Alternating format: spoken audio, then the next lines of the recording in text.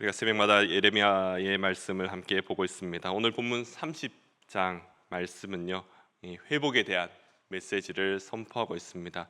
그러나 이 회복에 대한 메시지에서도요, 온전한 회복을 말씀하시지만 그 가운데 포로 기간 동안 그리고 그 과정 속에서 겪어야 될 그 이스라엘 백성들과 또 유다 백성들의 참 아픔과 고통을 또 말씀하고 계시는 겁니다.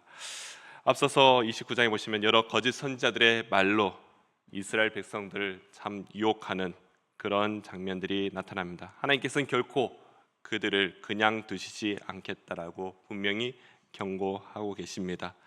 그리고 예레미야를 통하여서 하나님께서 말씀하시는 장면이 오늘 본문에 또 나타납니다. 3절 말씀인데요, 여호와의 말씀이니라. 보라, 내가 내 백성 이스라엘과 유다의 포로를 돌아가게 할 날이 오리니 내가 그들을 그 조상들에게 준 땅으로 돌아오게 할 것이니 그들이 그 땅을 차지하리라. 여호와께서 말씀하시니라.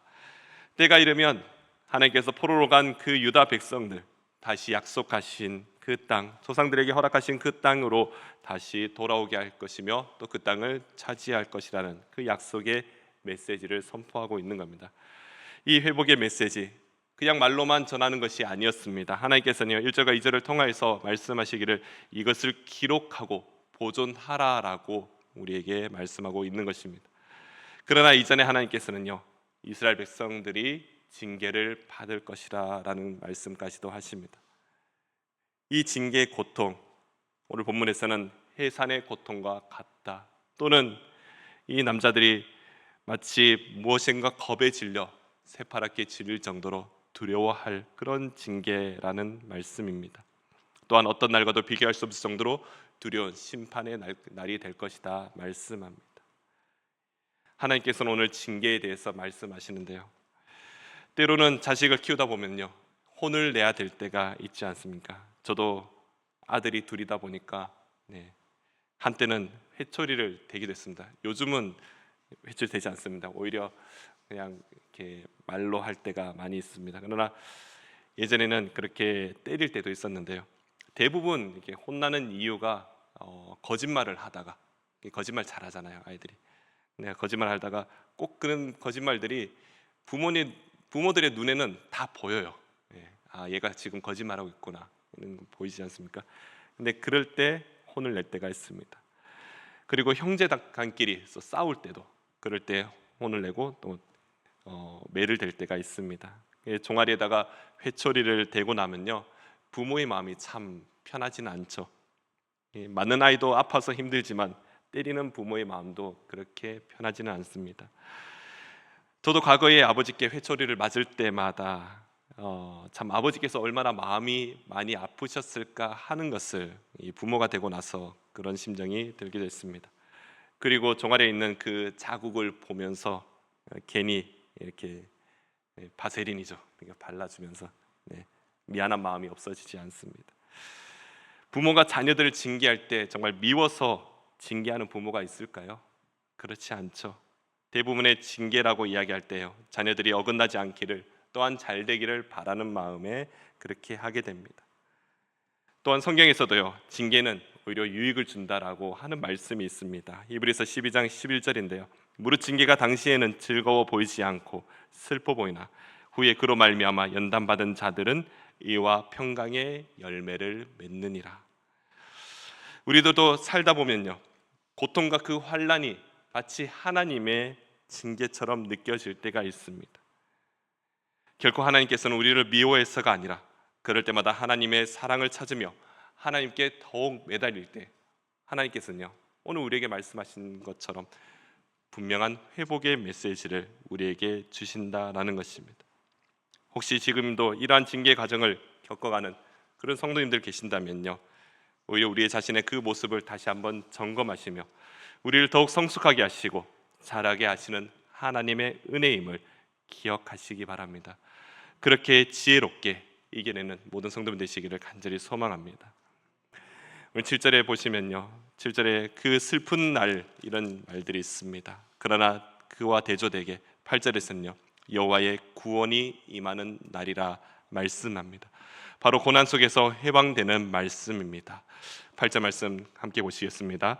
만군의 여호와의 말씀이라. 그날에 내가 내 목에서 그 멍에를 꺾어버리며 내 포박을 끊으리니 다시는 이방인을 섬기지 않으리라. 아멘.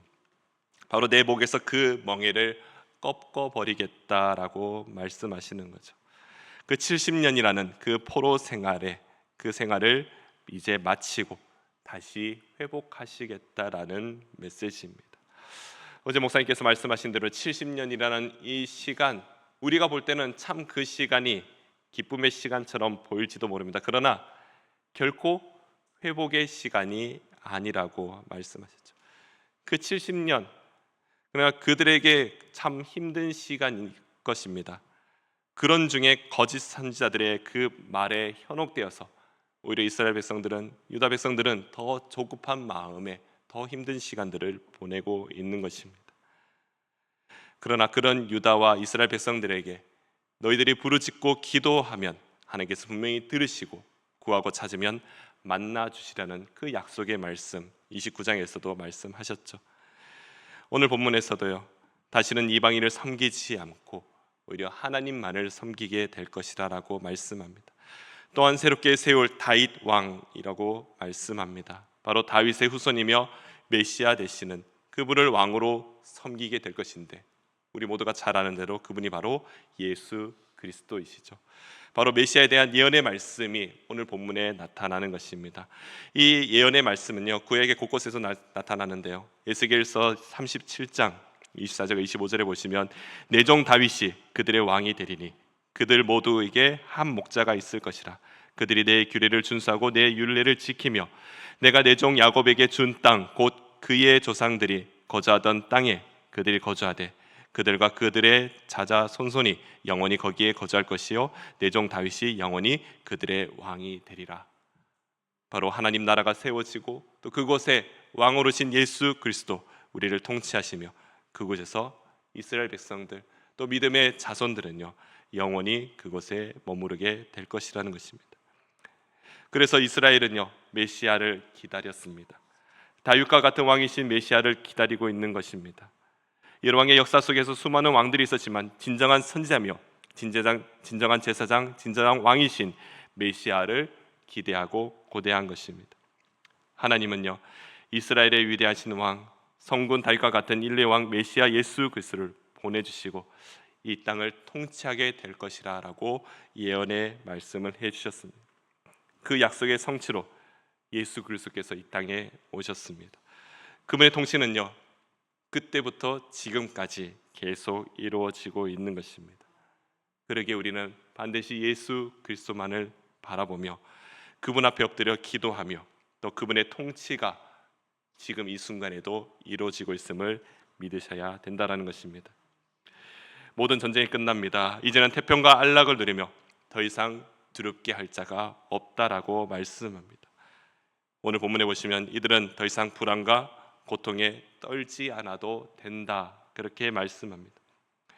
진정한 회복의 메시지에 우리가 반드시 잊지 말아야 할 것이 있다면요, 하나님께서 참 긍휼의 하나님이시고 모든 것을 다 용서하실 듯 하지만 그러나 하나님께서는요 그 범죄하는 자들은 결코 용서하지 않으신다라는 그런 말씀을 우리에게 하십니다.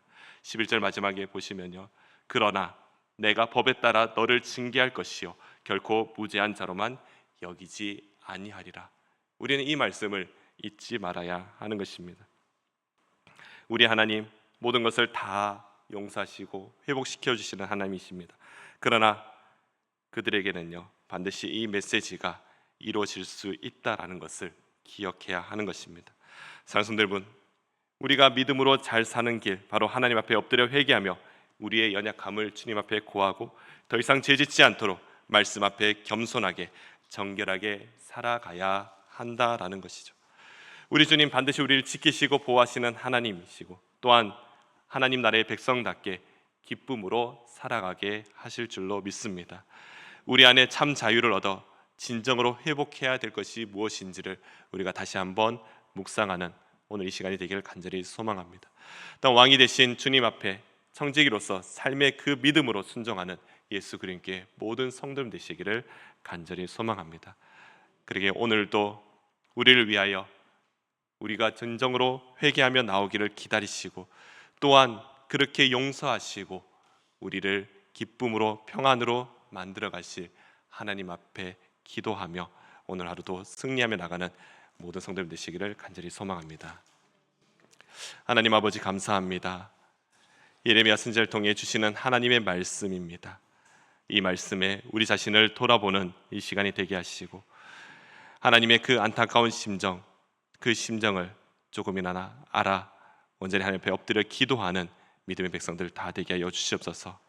때로는 우리를 사랑하신다 말씀하지만 또 때로는 우리의 그 범죄함을 결코 그냥 두시지 않으시겠다라고 말씀하시는 하나님의 말씀이 마치 부모가 자녀들의 그 앞길을 위해 또 때로는 징계의 그 안타까움과 아픔을 또 주시겠다 하시는 그 말씀으로 들려집니다. 이것 또한 하나님께서 우리에게 주시는 하나님의 사랑이며 하나님의 마음인 줄로 믿습니다. 먼저 우리의 삶에 찾아와 주시고 우리 하나님 백성 삼아 주시며 구원해 주시는 또 늘 우리를 삼아 주시는 그런 하나님의 은혜를 잊지 않게 하여 주시옵소서. 하나님 백성답게 진실하고 신실한 또 선한 청지로서 살아가는 오늘 하루가 되게 하여 주시옵소서.